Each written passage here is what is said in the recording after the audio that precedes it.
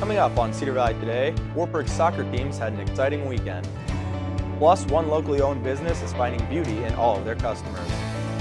And Wartburg women's tennis swept their doubleheader. This is Cedar Valley Today.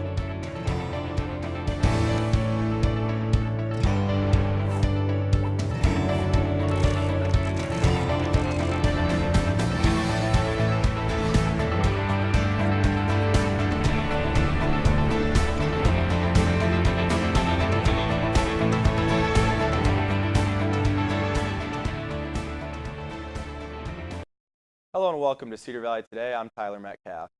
Root Cosmetics is a locally owned business dedicated to finding the perfect look for everyone. Krista Dolash founded the cosmetic store 3 years ago with the dream of helping people look their best without hurting their skin. All of her products are vegan, gluten-free, paraben-free, and made in the U.S. Dolash says she has always had a love of making new creations. Building a business around a beauty product that she created and trusts quickly went from a hobby to a company. You know, our goal is to always make the best quality products that are also affordable while being natural and organic. Originally just a small-town cosmetic shop, Root has since grown to reach customers worldwide. Wartburg College is hosting a career expo for its students today. Over 60 organizations will attend. The college is hoping to give students many ideas for their future. Employers will be looking to fill part-time, internship, and full-time positions. Graduate and professional schools, along with volunteer service opportunities, are available. The event is from 11 a.m. to 2 p.m. at the W in the Hall of Champions. Thankfully, a young boy was found in a cornfield in Wisconsin after the help of the community and the Sheriff's Department. CNN has more. Hundreds of volunteers, hours of searching, acres upon acres of cornfields. It was like finding a needle in a haystack. And almost a full day after 3-year-old Dighton Legelbo went missing, the search was over. Water, he's eating, he's doing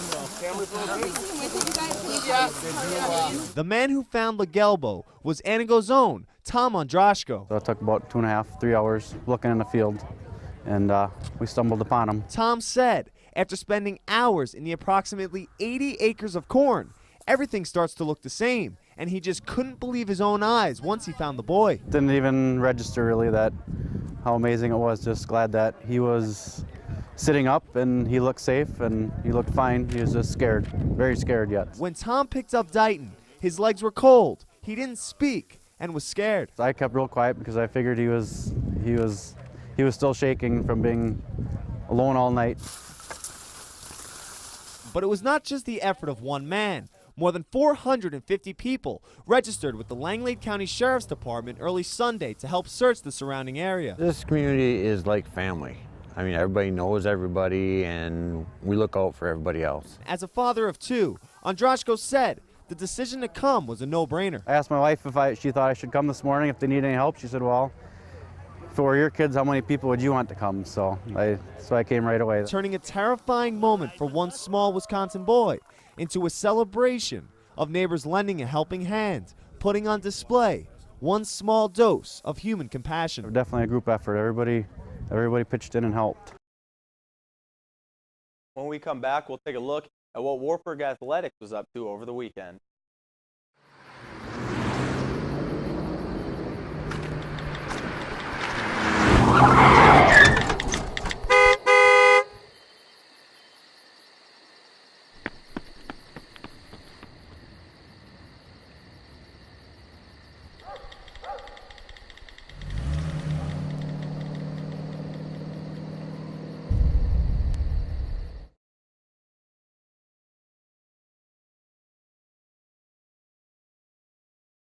The Wartburg Knights kept busy over this past weekend. Wartburg football played against the Cocoa Hawks in Cedar Rapids on Saturday. The team scored 21 points in the fourth quarter, but it was not enough after the Knights secured a 4-point lead late in the game.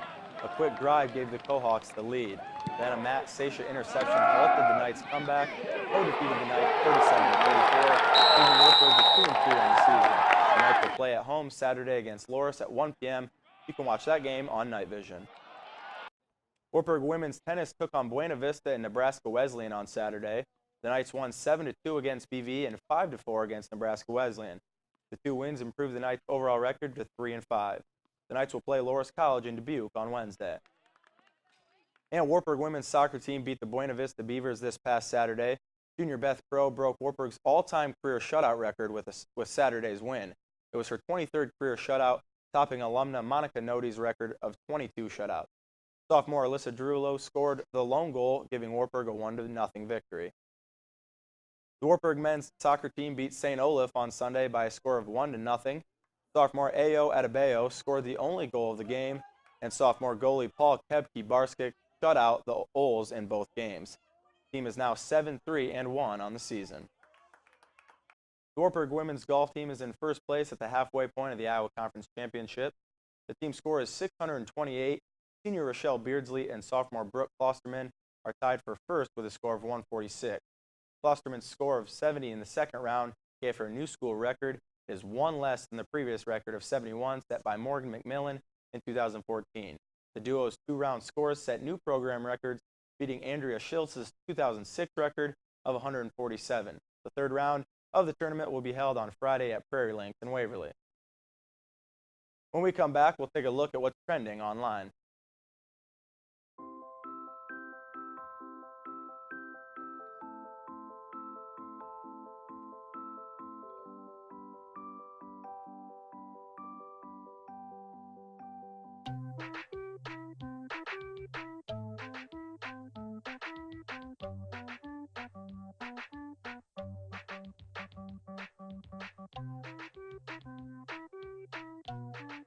Start a story. Adopt at theshelterpetproject.org. Let's take a look at what's trending in the Cedar Valley. Tendrils Rooftop Garden hosts Alzheimer's Association Caregiver Support Group from 12:30 to 1:30 p.m. today. The group meets monthly and it is designed to provide education and support to caregivers.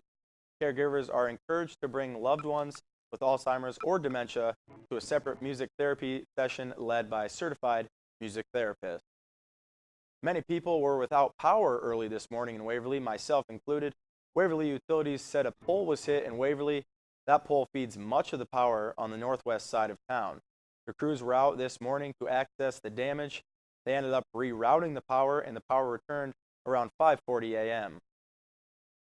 And two Wartburg women were named the Iowa Conference Golfers of the Week for last week. Sophomore Brooke Klosterman and senior Rochelle Beardsley received the honor after their performances in the conference championship. Both gave the Knights the lead at the halfway point of the championship. This is Klosterman's 7th Iowa Conference Golfer of the Week honor in her 2 years here, and Beardsley's 13th in her 4 years. Let's take a look at your local weather.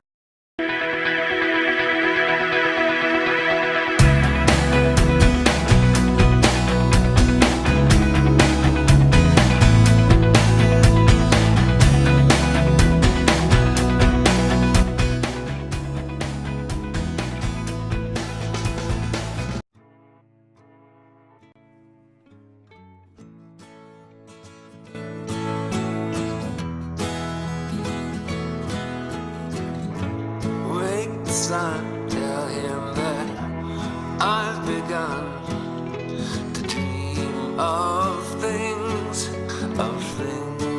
to come, and tell the trees not to look for me. I'm going to find some peace of mind. Wake the sun. Wake the sun, wake the sun, wake the sun.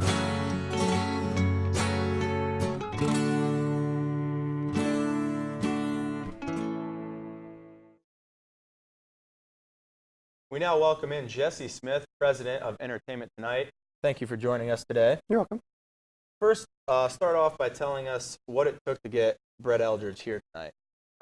So at the start of last semester, so winter term, we sent out a survey to the students asking them sort of what they wanted to see on campus. And so we took those results, and Brett Eldridge was the highest vote getter for that. And so we started to get in contact with our agent, and so our agent got in touch with them. And then we just started making some things happen. How many options did the students have to choose from? I believe we had 6 options. 6. So what does it mean to get someone of Brett Eldridge's status? Obviously, he's had awards before and CMA, Yeah. newcomer and Yeah. whatnot. So what does it mean to have him? I was super excited, and country is something that's widely requested by our students. So I was super excited that we could have a popular country act. And so we moved it over to Levick Arena this year instead of having it in Newman. And so we can accommodate more people, and we only have 5 tickets left. So that's super exciting too. Shows that people were really pumped for the event. Yeah, people obviously care, and obviously they voted him for Yeah. a reason. So what were some of the biggest conflicts that happened throughout the whole process, like you said, all the way back in winter? Yeah. What were the biggest things The that you dealt biggest with? thing was definitely like trying to schedule him. Since he is so popular right now, he's on a much tighter schedule. And so obviously at first we were looking for weekend dates, and that wasn't really an option.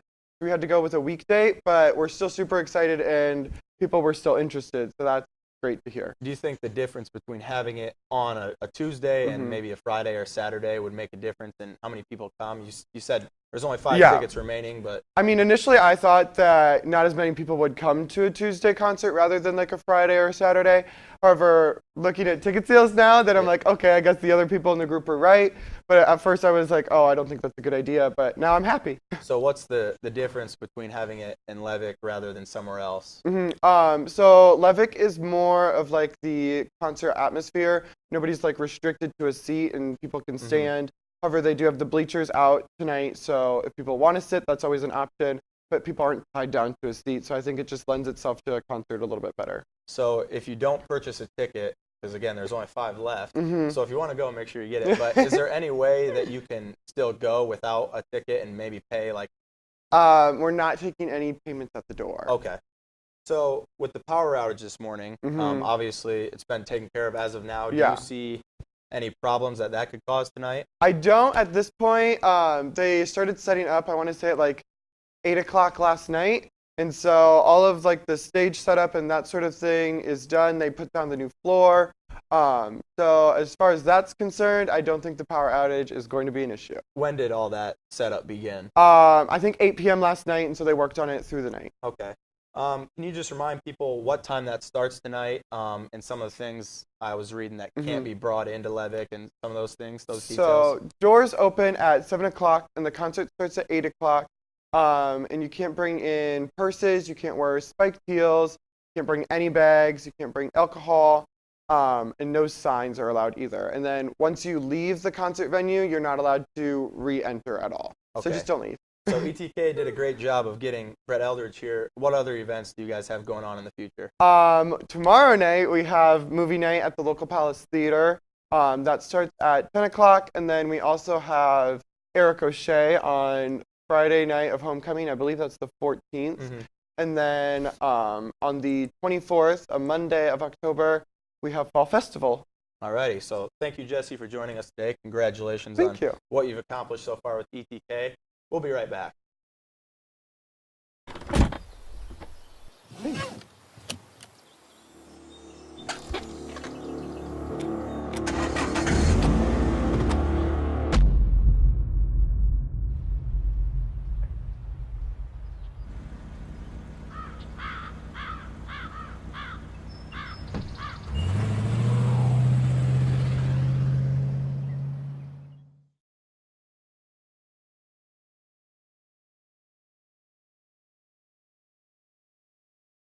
Just released its latest creation, a lifelike robotic dog. It barks and turns its head in the direction of a person talking. The Golden Pup robotic dog follows in the paw steps of its robotic cat model under the company's Joy for All brand. The close to real life pets are designed to help ease loneliness among the elderly and children. Some students suggest nearly real pets can provide companionship like true to life animals. Hasbro's robot pets follow those made by some other companies. A seal robot designed in Japan is used as a therapeutic tool in hospitals and facilities in the U.S. Thank you for watching Cedar Valley Today. Be sure to follow us on Twitter and like us on Facebook as well. Have a great day, Cedar Valley.